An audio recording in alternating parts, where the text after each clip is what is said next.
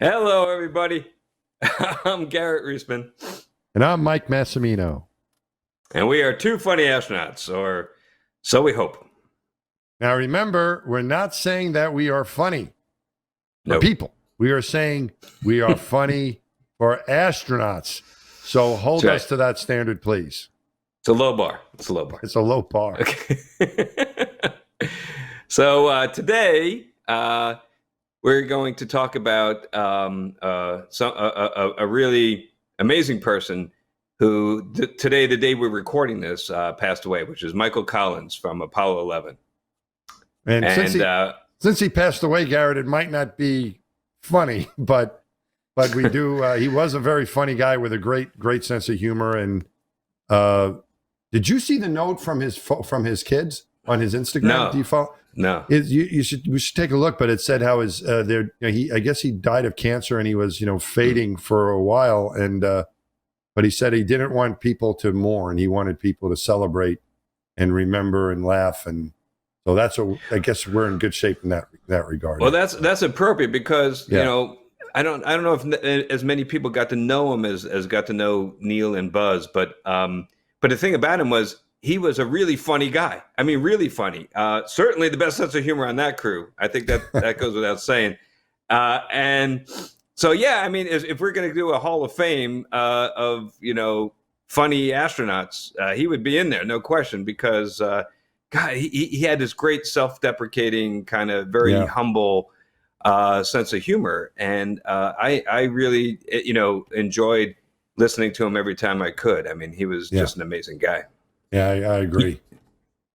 You spent some time with him personally, right? I did. Yeah, the first time I met him I was a student at MIT. It was after my first year as in grad school.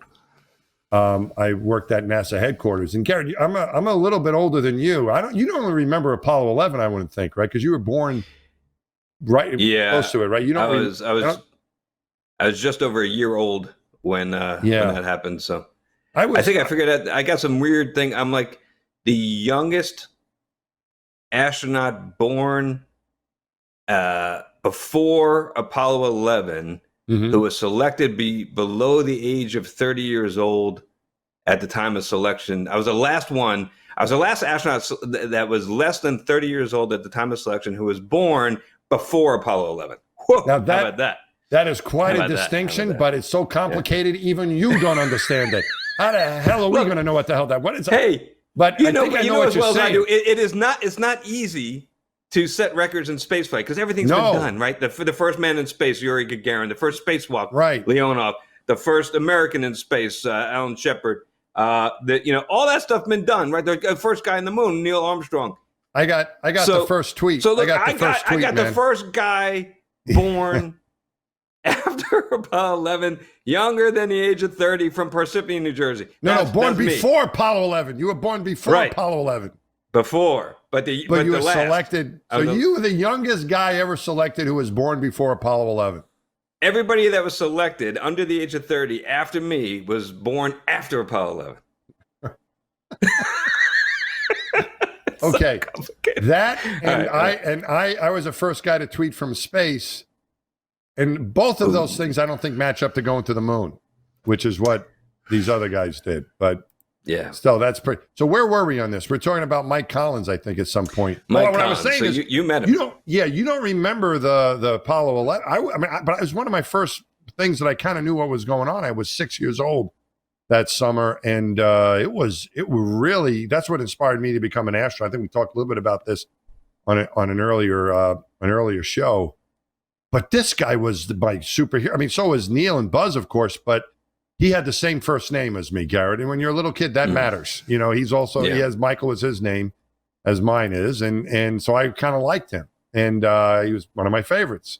And then I was at this meeting at NASA headquarters, and it was about, it wasn't really a very technical meeting. They were like making plans for the future or something, but Michael Collins was on some kind of committee, and he comes in to listen to this. And he made some comments, and I was like, holy cow, it's Michael Collins. And right after that, I go to the building cafeteria, and he's sitting there eating lunch. And so I'm kind of, one of those moments like, do I bother this guy or do I not bother this guy? Do I see what happens or do I regret this the rest of my life? I go, I'm going to go talk to this guy and see what happens. So I go up to him, and he's sitting by himself because probably everyone else was either too smart or polite not to bother the guy. So I was like, I don't care. So I went up to him and said, do you mind if I join you? And he's like, okay. And I told him I was in that meeting, and he says to me, he goes, well, what are you studying? And he goes, you're a student? I go, yeah. And I go, mechanical engineering. He goes, well, there sure wasn't any mechanical engineering in that meeting. There was like a lot of policy plans and stuff. So I was like, okay.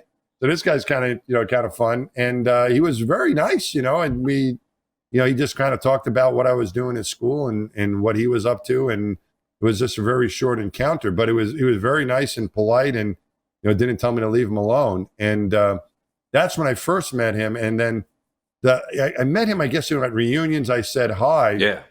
But when you were talking about being very humble, I was at an event at MIT, and this was kind of interesting because the Aero-Astro department at MIT celebrated their 100th anniversary a few years ago, and they invited me to come to this celebration. And I said, I'd be happy to go, but I wasn't in your department. In fact, the truth of it was I tried to transfer to their department before I knew better, and they didn't want me. So they said, no, we don't want you. But now they want me to come to the reunion. So I was like, oh, well, I'll be happy to come. But I went there, and there was a lot of astronauts there, most of which did not go to the Aero-Astro department, which is a great department.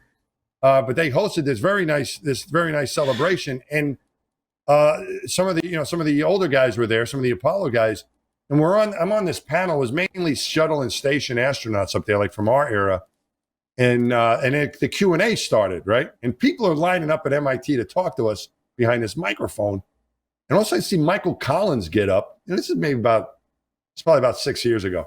Mm-hmm. Michael Collins gets up and stands online. He asks a question to us, and he gets to the microphone, and he says,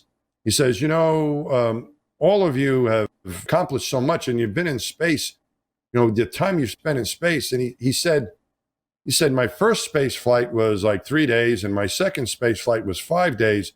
But you guys have spent, some of you have spent 6 months in space, like you, Garrett, spent all this time in space, and I'm just really in awe of what you do. You don't get enough credit for what you did. And he sat down, and then I was like, does anyone know this guy? This guy, his second flight was 5 days, but it was Apollo 11. But he just kind of a memorable one. I had a little space flight where I was up there for 5 days. But that was him, very, very, very humble. And he's, this is what. And then I went to him afterwards and had a picture taken and talked to him, and his daughters were there. And that's when we first started to get to know each other a little bit. And then there was some other things that we can talk about where I got to interview him and so on later. But you have a good story from meeting him at a reunion. Well, it was just that humility. I mean, he was a very humble guy, just like us. We don't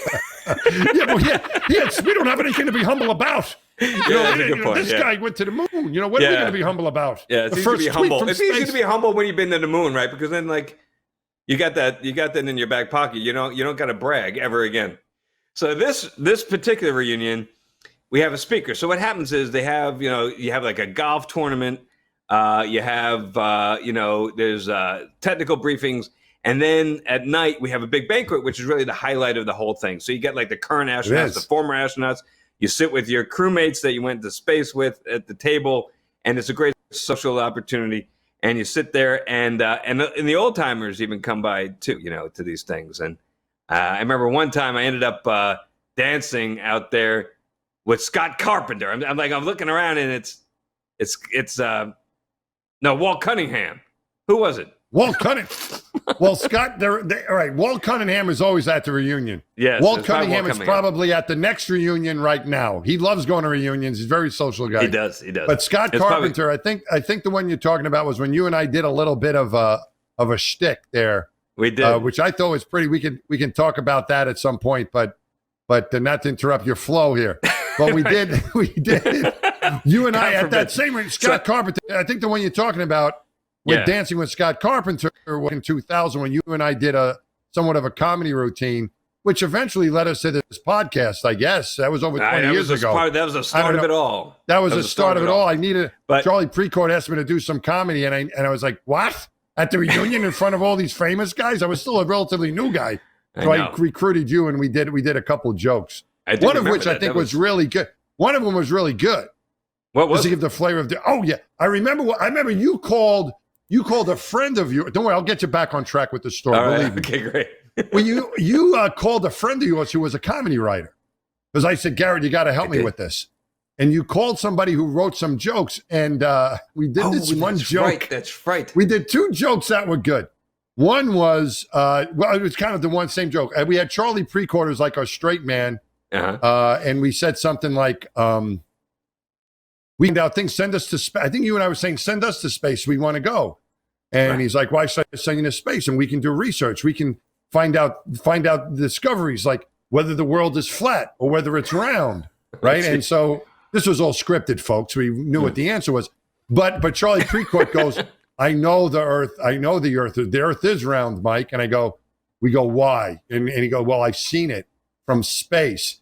And then you and I go, oh yeah, there we go. The experienced astronaut making fun of the new guys. You guys haven't been to space, but I've been to space. Because that's what it was. Everyone else, yeah, you guys don't know. And then you had a line where you go, or one of us said something like, oh yeah, there you go again. You know, and they had like a celebrate. They had like a carnival going on for like the lunar rendezvous thing. It was that time of year where they had a carnival that was going on in Houston. And they had the moonwalk. Go, yeah, we said to Buzz Aldrin, hey, Buzz, did you check out the moonwalk? And he says, yeah, it's okay, but it's not like walking on the real moon. So all these guys, we would go and we were new. Like you're saying, we would go, we see these heroes, and we didn't know what they were like, you guys haven't even been off the planet. I know. We had done nothing at that point. Yeah, so that was a little bit. I think that was our first time working together, Garrett. That might have been. Was at that reunion. Yeah, that's what I think. All right, so I can't believe you remember all that. But Garrett, some blazoned in my. I can't remember what I had for lunch today, but I can remember my time as an astronaut, and the listeners will suffer because of it. Yeah. I'm going to continue with these things. So you're saying right so now. I'm saying. Let me bring you back. It was Scott Carpenter. Dancing with Scott Carpenter.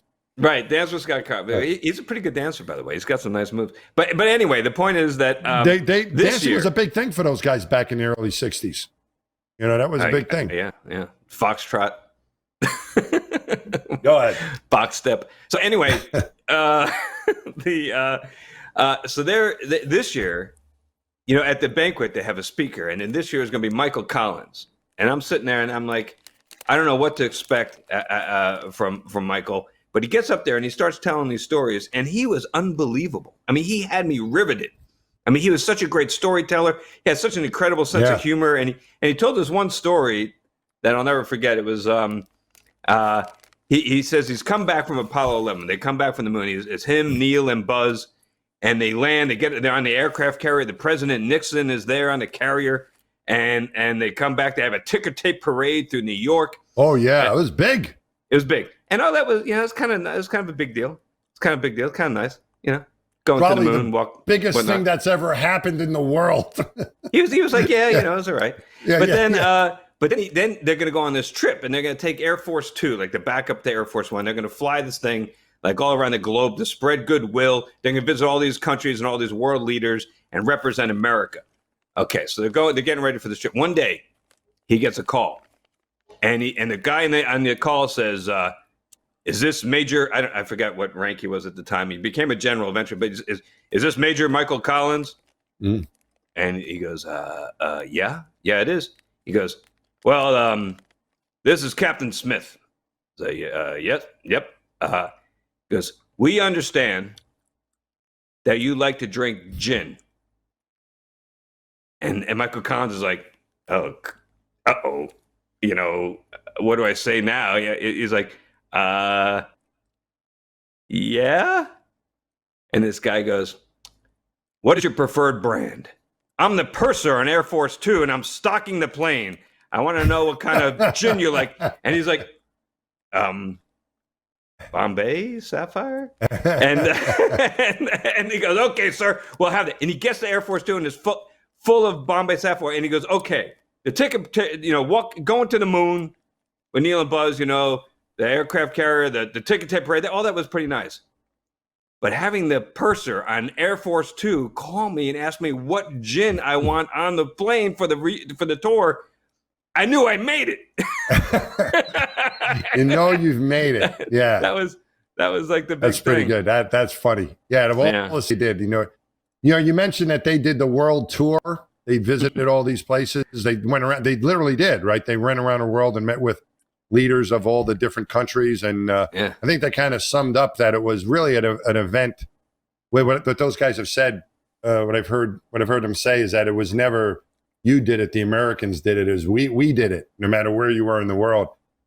But they visited England. Garrett? Have you seen the show, the Netflix show, The Crown? Have you ever seen any of those episodes? I watched 1 or 2 episodes. Yeah. Have you seen the one with the Apollo 11 guys in it? No, I didn't. All right, you got to check this out. Basically, what happens is, for people who haven't seen this, it's a very popular show, but there's one show. They talked the Prince Philip, who just recently died, and we're recording this on the day that Michael Collins passed, just not too long ago. Prince Philip died, and what they depict in The Crown is, at this time in 1969, the prince is kind of going through a midlife crisis, and he's really interested in the moon landing. And he thinks this is the greatest accomplishment, and these are real men, and they're real explorers, and they've enlightened, and they're not having any midlife crisis. They're these wonderful, unbelievable superheroes. And then later on, after the moon landing, the Queen says, the Americans have asked if we want to have an audience with the Apollo 11 crew. And he's like, of course, yes. And she goes, I knew you would like it. I've already set it up. He goes, but I want to speak to them alone. I need time alone with them. And they go, okay, well. So he gets like 15 minutes alone with these guys, and you got to see the episode, but he's disappointed, right? He's like, they were just, because they're just like regular guys, he's looking for the secrets to life. They're like, well, we did our checklists, and we did this. And what they really wanted to know is, what is it like to live in Buckingham Palace? That was on their mind. Do you have lots of servants, and do you get and what kind of gin do you have? What kind of gin do you get? Exactly. You get the beef eater gin, right? That's what they, right. So this is like what these guys are interested in, and he's very disappointed by this. And Prince Philip is, after the, and it's good if you just don't take my word for it. Watch the show. Yeah, I'm trying to describe it as best I can, but he, explains to the Queen he's a little disappointed. These are just regular guys, and she's like, well, yeah, they were picked to do the mission, and that's why they had to. And he's like, so he's kind of disappointed. He's like, they're just regular guys. They're not, they didn't have the secrets to life. But that's the thing. They were regular guys. I'm still in my midlife crisis. They were regular guys. Yeah, and they were regular guys. This might be apocryphal. I don't know, but the what I heard is that when Michael Collins, he circled the moon all by himself, all by his lonesome, while Neil and Buzz were gallivanting around on the surface, getting all the attention, and. Neil and Buzz, ascend back up from the lunar surface to go back home, and they rendezvous with Michael Collins in the command module. He's waiting for him. They dock, and after they dock, they knock on the hatch to open the hatch to come back into the command module so that all three of them can return back to Earth. And apparently, after they knock, Michael Collins goes, "Who's there?"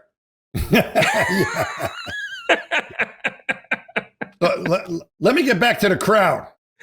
And then finish the Crown story. All right, yeah. So as the prince is a little disappointed that Collins and Aldrin and Armstrong didn't come back with the secrets to life and didn't get him out of his midlife crisis, and he's a little upset about this. Okay, almost 40 years exactly after that event, Prince Philip and the Queen meet another group of astronauts.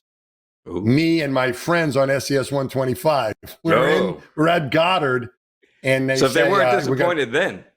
Well, wait till you hear what happens. So let me tell the story. So what happens is that he we get this like, it was very hush hush. They're like, oh, we want you to there's going to be a special guest at Goddard, and we want you're going to be able to meet them. And I'm like, what the heck? So it ends up being it's going to be the Queen and Prince Philip, right? Mm-hmm. So first off, like one of our military guys, like, I don't know if it's a good idea.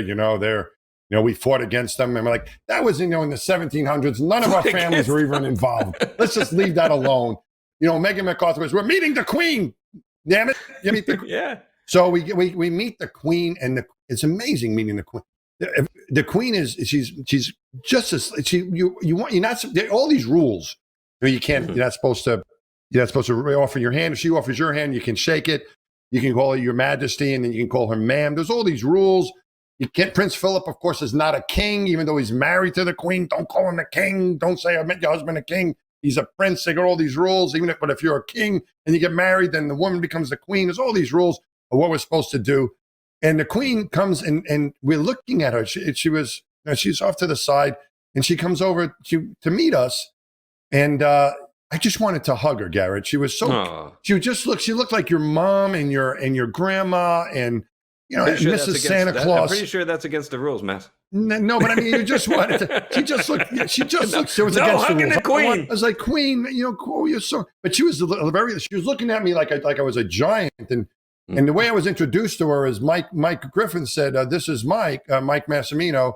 He's one of our larger astronauts." That's how I was introduced to the Queen of England. He's one of, and she's looking up at her like that, and I'm looking down. So anyway, later that day. They separated the king and queen. They weren't together. The prince and the queen. So later that day, he comes and meets us, right? The prince. Now, I didn't know this whole background story that what happened to him with Apollo 11. Because there was no Netflix yet. That's why. Netflix. There was no Netflix. I didn't know the story. But after I saw the story on Netflix that he was disappointed with meeting these astronauts, it's like, holy cow. And I looked and I Googled this. There's no record of him meeting any other astronauts. It took him 40 years to get over that, to meet astronauts again. Wow. And who does he run into? Is he? And so he shows up and he's all dressed very nicely. He's got fancy jewelry on and everything. So that was it. That was it for another 40 years. Well, listen to what happened. So he comes. He was very nicely dressed and everything, and he's got his jewelry on, his prince ring on or whatever. Very nice man. And he's very happy, he's, I'm so happy to meet all of you. And he shakes our hands, and that, I guess, is a big deal. Mm-hmm. So now we're going to, share something with him. And we had a simulator for one of our tasks that was done on a previous mission to remove a power control unit. And it had all these, these big connectors it had on it. And we had a special wrench. And I had the idea, let's show this guy the wrench. So I go, Prince Philip, let me explain to you this, what we were doing here. And we were removing the power unit, and we have this wrench that we invented, and we have these gloves for you to put on, and I can show you how to repair the Hubble with this really cool wrench. And he looks at me and he goes, "No, don't be ridiculous, man. I'm not going to try your wrench." So and it was like he he was very polite, but he was just like, this is what's as far as it's going to go. It took him 40 years, and he didn't find out the secrets to life from the Apollo 11 guys. At least that's what it said in The Crown. And then he runs into us, and all I have for him is look at the design of this fancy space wrench that we have here. So there you go. So where were we? We were talking about the Apollo 11 guys. These Apollo 11 guys on their world tour. On the world tour, and the thing about all of them, like you're saying with that story about who they were not the ones that are going to wax poetic necessarily or to tell you what the secret of life is. They were ordinary guys, and that was what made them great. And I remember a story about Neil Armstrong that I remember hearing from his son. Actually told this right after Neil Armstrong passed away. His son told me the story, his dad, he never bragged. And Neil Armstrong was the most humble of all of them. He'd be the last guy in the world to brag on his accomplishments. I mean, even compared to Michael Collins, he was even more humble. And so Neil Armstrong once, though, he said that as a kid, they were going on a ski trip. This was after Apollo 11, but he was when his son was still a boy. And they're going on this ski trip, I think up to Lake Tahoe. And they're driving this rental car up this mountain. And they get to a checkpoint where they have to put on the chains. When you're going up these mountain roads, if it's snowy, snow tires aren't good enough. You need to put chains on the wheels. And they had with the rental car came this package of chains. And so Neil Armstrong, he goes out there to put the chains on the wheel, and it won't fit. All right, the chains are the wrong size, it won't fit. So he goes to a phone booth, because they had those back then. He goes to a phone booth. He calls up the rental car company and says, "Hey, I'm in trouble here. I can't put the chains on the car. They're the wrong size." And the guy from the rental car company says, "Are you sure you're doing it right?" It's like, did you put him, face down? And did you do the? And he goes, "Yes." He goes, "Did you read the instructions?" "Yes, I read the instructions." "Did you try to do the outside tire for?" "Yes, I did the outside tire." and it's going on and on. The guy's just thinking he's got a nincompoop on the line, and he's got to walk him through. And he's going out. So, did you match the tire chain set to the tires of the car? Was it? Did you get it with the car? Did you bring your own chains? And finally, he goes, "Hey, look at the name on the contract." And the guy looks at that. He goes, "Neil Armstrong." Yes, Neil Armstrong. Yeah, I got the right size. Yeah, I know how to put the chain. I'm Neil Armstrong. For crying out loud. Really, he did that. He did as a one time. It's apparently the one time he ever whipped that out. Yeah. I'd be whipping that out like all the time. Yeah, right. In fact, I would say I'm Neil Armstrong if they would believe me. Yeah. That's funny. But yeah, so I mean, those guys, losing Michael Collins today, getting to know him a little bit, seeing him at the reunions. More recently, I got to see him a couple times. One was when Alan Bean passed. Alan Bean is this. I've got a lithograph of one of his. I don't know if you can see it behind me there. But when Alan passed, Alan's wife asked me to be an honorary pallbearer for him at his internment at Arlington, and so it was cool. It was me and these Apollo guys, and Michael Collins was there, and he was older. I think he had just had an operation on his knee. He was a big runner. I think when he turned 50, he ran 50 miles the day he turned 50. Wow. He was he's really low pulse, great shape. I don't think I've run 50 miles last year. I don't think, I don't know if I don't know if I might have, I have trouble driving that far. Right. So I fall asleep. So, by the way, Neil was the opposite, Neil, he didn't like the exercise. From Neil, he hated the run. He said, the quote from Neil was, "God only gave you so many heartbeats. Why would you waste them on running?" That was his thing, right? He wasn't into that. But Michael Collins, you're right. He was different. Michael Collins was a big runner, was very fit, but I think he was having some trouble with his leg. And I remember even his daughter was saying, maybe see how Dad's doing as we're walking behind this thing. And he had this great relationship, I thought, with his daughters and with his family, and everyone just loved the guy. To see him with his kids, and they were getting ready for the big Apollo 11 anniversary. Alan passed in the spring of 2018, and it was starting to ramp up for the 50th anniversary already. And I got to see him at an Explorers Club event. It was March of 2019. He was in New York City, and they were doing interviews, and he asked for me to interview him there was like this little Discovery Channel thing, and so I got to sit with him and ask him these questions about his life and about Apollo 11. And then later that night, I got to present him with an award, and they had a few like astronauts from our era, and then they had the Apollo guys were there. Most of them were there at this thing, the guys that was still left. And he matched me up with him. And it was just this feeling of like, now that it had come full circle, me as a little kid, 6 years old, watching those guys on the moon, identifying with this man because we had the same first name. That was it. He's got the same name as me. Maybe I can be an astronaut, like that kind of thing. I have this thing in common with this hero. And then getting to know him, not super well, but just enough that at least I could talk to him, and we knew each other, and I got to know his family a little bit.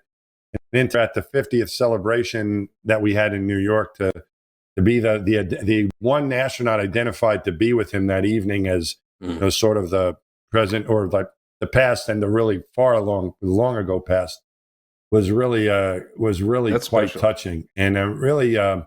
The thing about heroes, I think, Garrett, is that I think we both would agree. We do get to meet people that we idolize as astronauts. We get to meet these guys, and it's really wonderful when you're not disappointed. When you meet the guy, and they're really good guys. He's better than anything you could have expected. When you see him around his family and his friends, and what his colleagues think of the guy, that was goes, him. Certainly goes for these guys. I was the same way. I think I might have mentioned this before, but when I was a kid, I used to watch. I had a Super 8 movie reel of Apollo 11, the highlights from the flight. I watched the thing over and over and over and over, and they were really. I mean, they were my heroes too. And even though my name wasn't Michael or anything, or or Buzz. Garrett wasn't as popular back when they named those guys. I had nobody to look up to. I had no role model. There's no other Garrett really at the time. But anyway, there was Owen Garrett, but that's totally different. Yeah. So anyway, and then I remember when I first met Neil Armstrong, all of us go back once a year to get our physical. So even after you're retired and you're no longer a current astronaut, you still go to Houston every year, and they take all these blood samples because they're still doing studies. We're still guinea pigs, right? So Neil Armstrong used to drop by every year, and he used to ask when he was there to speak to the most recent astronaut class. Yeah. To get to know the new guys. And that was really a great thing that he did. So we all assemble as an astronaut class, and we're sitting in this conference room, and Neil Armstrong comes in to give us a presentation. And he spent the whole time talking about the X-15. He spoke all about the flight test program for the X-15 because he really felt like that was the pinnacle of his career as a test pilot. Yeah. It was not Apollo 11, not being the first man to walk on the moon, but the contributions he made to the control system on the X-15 as an engineer. And that's really what made it. And that's a little window into who this guy was. Yeah. And at the end, he was wrapping up, and he went the whole hour without saying one word about the moon. Same with our class, Gary. Did the same thing. Yeah. But then I don't know if this happened to you, but one of the members of my class, Tracy Caldwell, wasn't going to let him go, and she raises her hand and she said, "Oh, Mr. Armstrong, I just got to ask you, as you were leaving the Earth, and the Earth was getting smaller, and the moon was getting bigger in the window, and you saw this, and you're on this incredible journey. What was going through your mind?" Right? She asked that. She said it just like that. And and so he he looks at her and he said, "What was on my mind?" He goes, "Okay, well, at that point, as the moon was getting bigger and the Earth was getting smaller, we had already completed the translunar injection, the TLI burn. We were in the transit phase. So I took all the procedures, all the checklists for ascent and for Earth orbit and for the transposition maneuver and the TLI burn. And I took all those checklists and I put it in a bag marked trash, and I threw it in the back of the command module. And it felt great because I never got to worry about any of that again. The training was all done. I never had to think about it. And that was a great feeling. and that's who this guy was. I mean, he was a pilot. He was a test pilot. That's who he was. That's what he cared about. He was not a poet. Yeah. He did the same thing to us. And once we got to the Q&A with the X-15, and we were like, what about the moon? And so we started asking the moon questions. And Julie Payette, who's a Canadian astronaut, and she raised her hand. She said, the contractor for the pads on the lunar module were made by a Canadian company. So in Canada, we say the first feet on the moon were Canadian. And Neil Armstrong just kind of looked at it and said, "Okay, next question." The first feet. And then the same. So he did the same thing, Garrett. He just wanted to speak to I was the astronaut class right before 96 to 98. Same thing, X-15 whole bit. And he was in there, I think, he was there for his physical or something like you described. And so I see him in the cafeteria the next day, right? And I'm online. It's kind of like I was saying with Michael Collins, like I'm standing next to one of my heroes. Is that where you stalk all the Apollo astronauts? Is in the cafeteria the day I after spend the a lot of presentation? time. Is that sometimes it's the cafeteria if I want a little more privacy. The toilet. Sometimes you got them. They're captured there. No kidding. A moment ago. Hey, wait, Buster, come here, quick, come here. My son Buster, who happens to be right here. We stalked Buzz Aldrin in a bathroom in Switzerland. He did? You remember that? Did it work? Yeah, we went into the bathroom and he's taking a leak. He's at the urinal, and I'm like, "Hey, Buster, that's Buzz Aldrin. You should go take a pee next to him." And he did, right? How did it go? I think so. How did it go? Everything come out okay? Everything. That's the joke our dads would tell us. That's a good boy. Thanks. That was funny. Yeah. So what were you saying? So I was next to him at the cafeteria, on the food line, at lunch line, whatever. Anyway. So again, he's standing right next to me. So I'm going to say something to him. And he just spoke to our class the day before. And I didn't get to ask him a question like I didn't, whatever. I wasn't going to ask him anything, or just didn't. And so that was my chance. So I go, Neil, let me ask you something. And I introduced myself to him, and he said, "Oh yeah, it's good to see you again." Just on the day before. So he said, "Neil, let me ask you something. That thing you said on the moon, one small step for man, giant leap for mankind. How in the world did you come up with that? Did your wife tell you to say that? Did you hire a publicist? And where did you come up with that thing?"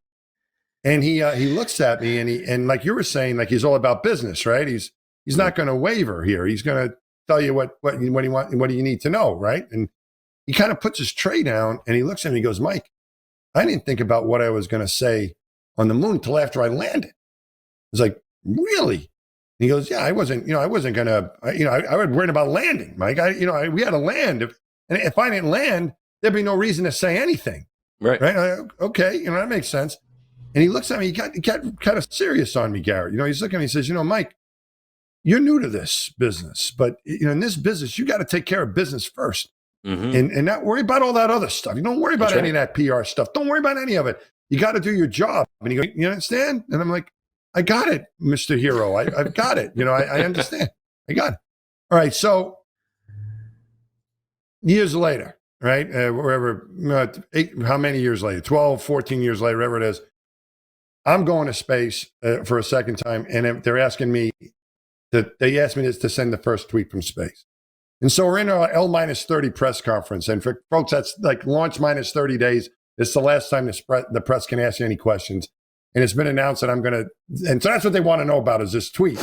So I get asked this question right from the press, Garrett. Some guy raises, "What do you want?" And he says, "What are you going to do for the first tweet in space?" And I'm well, we're not going to worry about that. We got to get to orbit first. We got a lot of work to do. I'm not worrying about it. I'm not going to think about it until I get to space. So that's what's on my mind. So we launch. It's coming. Okay, we launch, and we set up. We set up the computer, Garrett, and we're floating. It's flight day 1. I'm supposed to send this tweet from space, and I'm looking at the screen. I'm like, whatever. I'm thinking. I can't. I've got vapor lock. I can't think of a word. And I was like, that advice I got from Neil Armstrong was the worst advice I ever got in my life. And then I started doubting him. I go, there's no way he came up with that on the moon. Yeah, no way. There's absolutely no way. That was total bullshit. In zero gravity. It's not that big of a deal compared to being on the moon. And I can't think of anything. So and how did he come up? There's no way he came up with that on the moon. Of course he didn't. Of course he didn't. Of course he. All right, but I believed him. So I tweeted. The tweet was, launch. I'm feeling great. The adventure of a lifetime has begun. And I send that, and that's the first tweet from space. That was on a Monday. I think we launched on a Monday. Or I don't know when it was a Monday. But the next Saturday comes, and they make fun of me on Saturday Night Live. And what they said, it's on Saturday Night Live on a Weekend Update, and Seth Meyers is the host, and he says, "We have the first tweet from space, and here it is. Launch was awesome." They only put the first few words in there. "Launch was awesome. In 40 years, we've gone from one giant leap for mankind to launch was awesome. If we ever find, and it continues, and he says, if we ever find life in the universe, this is how we'll be notified." And it shows my Twitter. I bet you. I'm not done yet. I'm sorry. He shows a little thing. He goes, if we ever find life in the universe, this is how we'll be notified. And it has my little Twitter. "Geez, dudes, aliens." So I got made fun of for my tweet, but I blame it on Neil Armstrong for not preparing me appropriately to. Yeah. Let me tell you something. When that tweet came down, Neil Armstrong was looking at his phone, and he saw that tweet, and he goes, "I can't believe I bought it." What an there idiot. You go. That's right. He believed me. All right, man. I don't think I got a feeling Neil Armstrong probably wasn't on Twitter, but no, probably not. There we go. He's not. Anyway, that's our kind of guy. I guess, Garrett, this ended up being our little tribute to some of our encounters, and there's more, but some of our encounters with our Apollo 11 heroes. But we're very sad to now we've lost Neil. Neil passed years ago, and now Mike Collins is gone from us here, and to Mike Collins. To Mike Collins, his family, and his family, and it was be more appropriate if we had a gin and tonic here with Bombay. But now We'll do that. We'll do that later when some we're other off time. the air. Right. Yeah. All right, All right. man. Here's you. Well, thanks for joining us, folks. Cheers.